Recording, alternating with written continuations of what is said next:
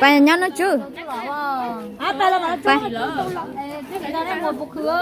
Ô, chị hai đi ha. Cái gì chị Ê, ê nắng tứ hai nè, bài nhá. Bài.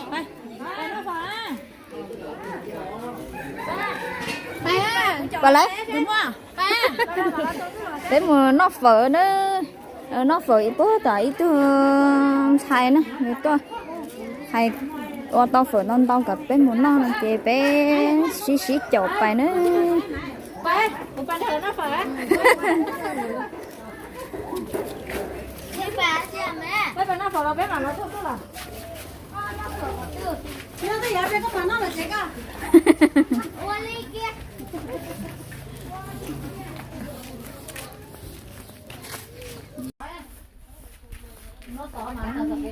Chà, mình có ta chỉ nó bảo huấn để cha nè nha. Đứa xa mông tao nói chờ bó quá cơ. Thế nó mà quá chờ con đi họ lỡ. Nó thế chị cứ chờ bó quá cơ nữa. Cái nó chờ quá trộn đi ha. Cái chỉ lý cho mông để mà mặt cha mà cứu theo. Dạ.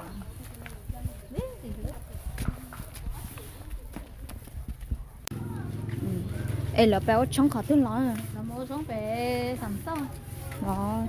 Đó. Mua nhát chuyện có ta hạ trong nữa hả?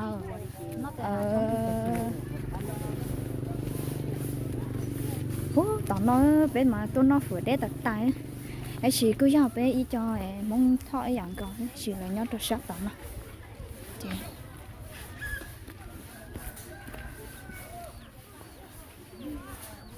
Để trả tao cổ phần cái sao? Lỡ trẻ nó cũng tao nó.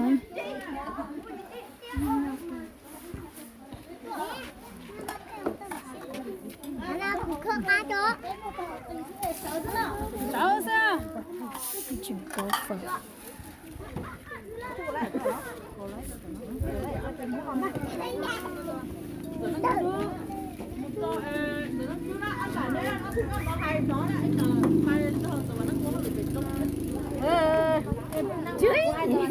Tao tiền xe nó tư nó. Nó phở, chừng có phở. Dạ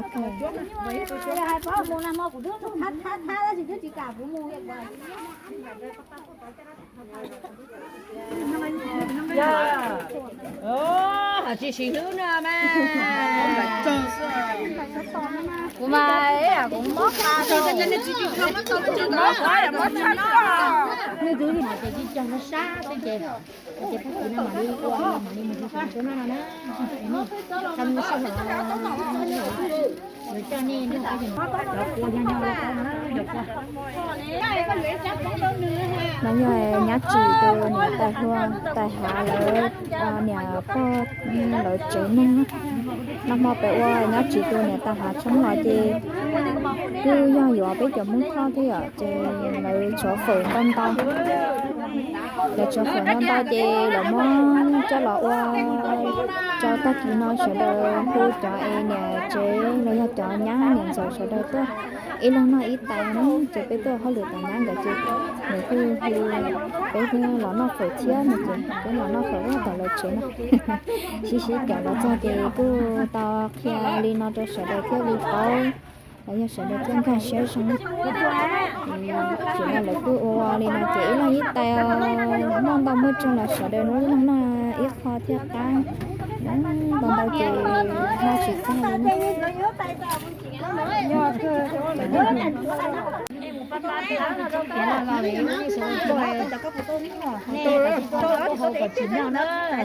có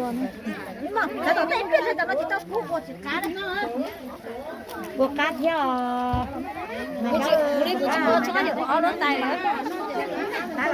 của tao mua chỉ có gạo lót tay dạ kệ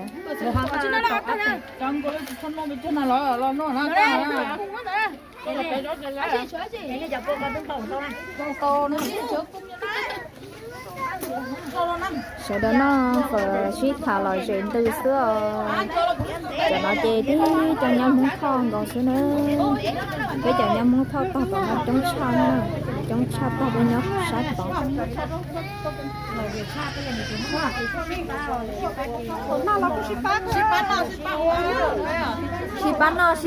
ship bán hồ nữa ta chỉ muốn hay mà bé cho nhau muốn thon này ship bán cha nữa được khỏi à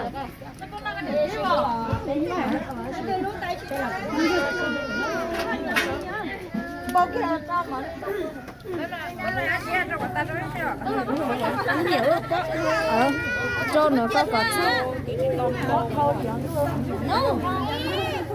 nó ngay tại cho cuốn để của tại cho cuốn cái cuốn này là gì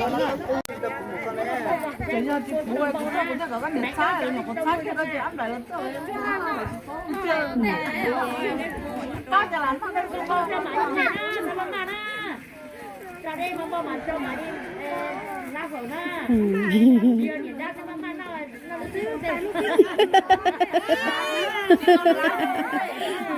mama nó gì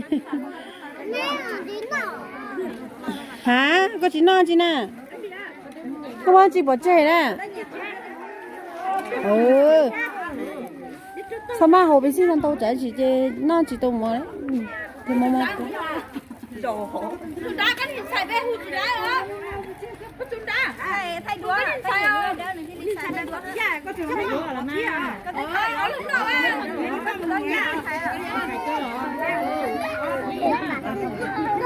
Tay nhiều đũa nhiều tay nhiều muốn chế nó rồi đó. Ủa?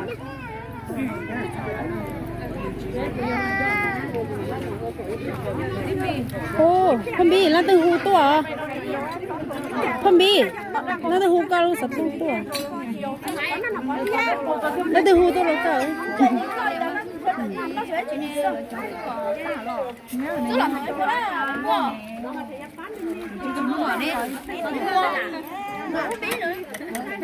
Giờ cô tại đem bao giờ lát thêm mua rồi.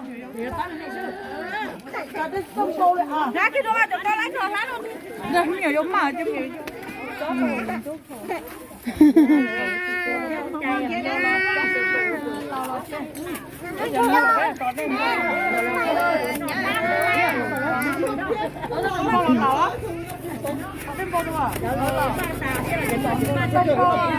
bây giờ tới thì cha uống nhiều vô luôn nè nè mò giờ lên tới chị ha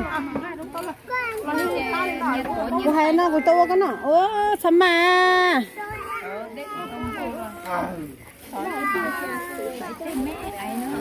sama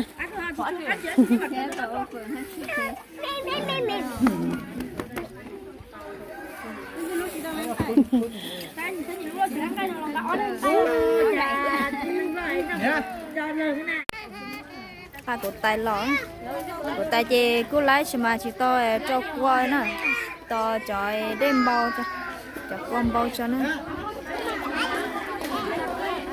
con bao chị mà bây giờ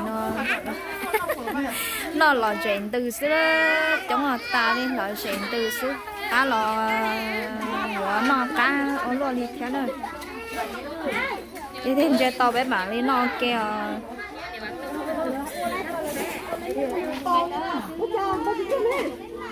chưa lúc nó có cái nó chỉ sắm bao lì lò một phải ta thổi lần tay lì đó nhiệt tay này to để họ non bò cho cô họ non bò hết nè Chỉ tắm bao lửa chứ nó. Lên thay nữa.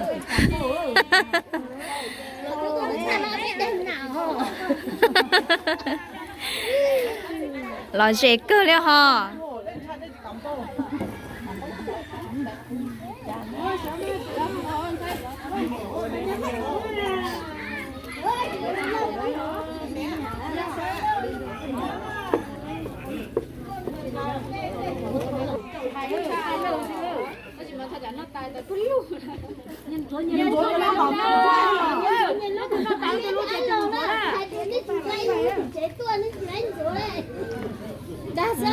Phải, có tụi chỉ tôi đang đỡ sống khỏi rồi.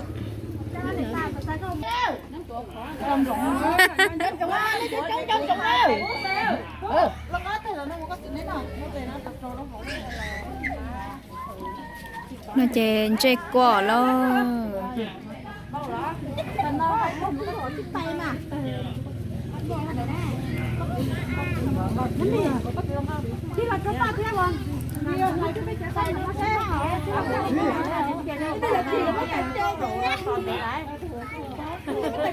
mà tạt tài thế nè chả nào tao chỉ tôm bò đi mà phải họ lừa tao lừa thế này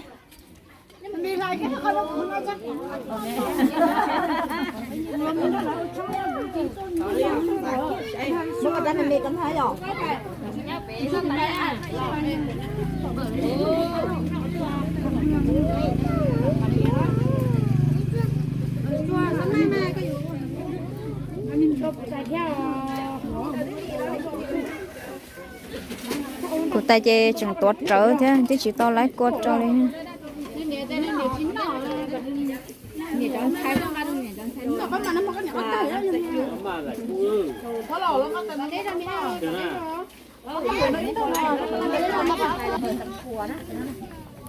cho tay tròn đợn thu lót con nó lo nhưng bỏ nó thế nữa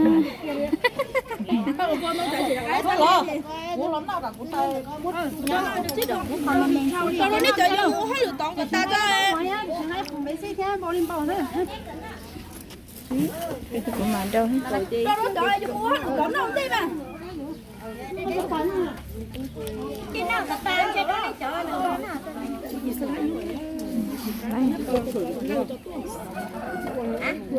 gì cá cơ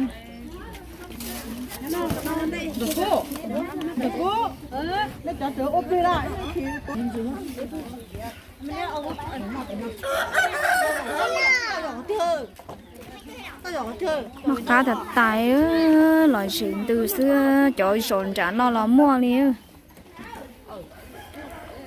nó chơi rồi con luôn trả nó nọ xứ lấy bỏ cá nha cá cơ này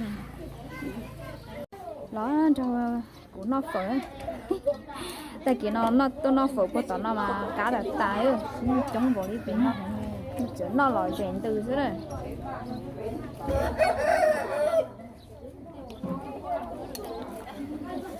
cá thịt tiêu liều phở này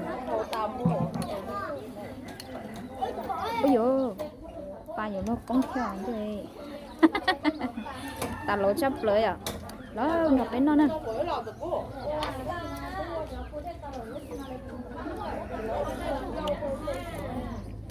tụi mama xin thầy chào lắm rồi nó cứ cho nó ta bé nó có do cửa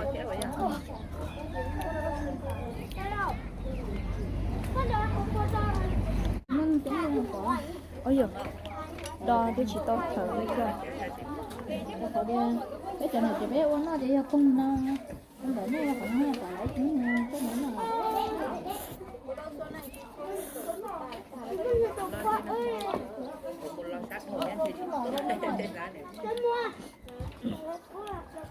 là được không nào mà họ lại có lại cái nào có hạt nữa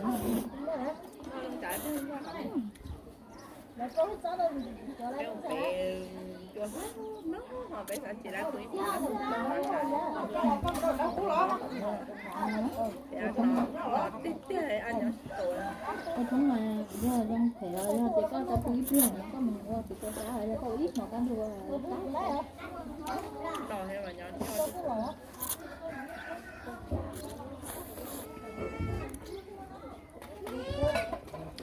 có tiền nữa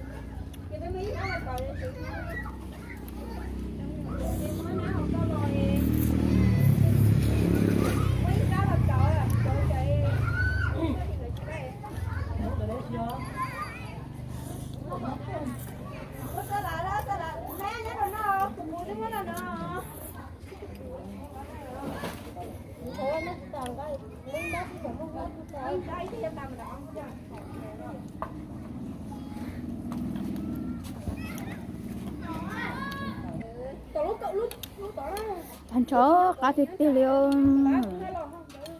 tôi nói cho trong sợ đời ở vì vong thì nói chỉ mà cá ta rồi nữa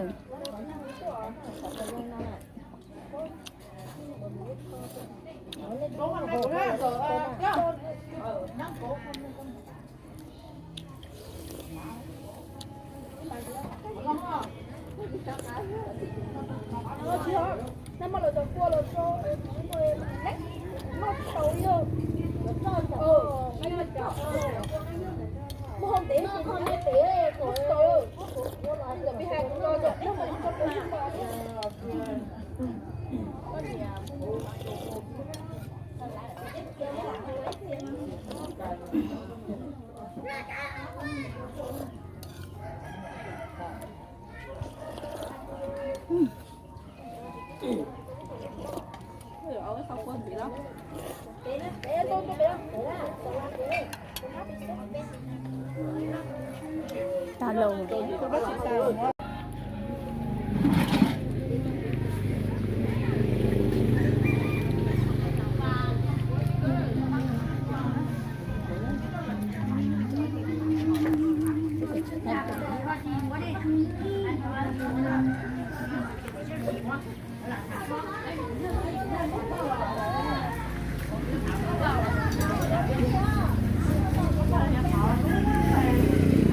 sao tiền chơi bán nó phải chơi nếu là rồi nó phở bên nó sao có cá thế cá thế mà cá thế là如果路过去了，如果去路过你路过呀，他妈男人那样，不是啦。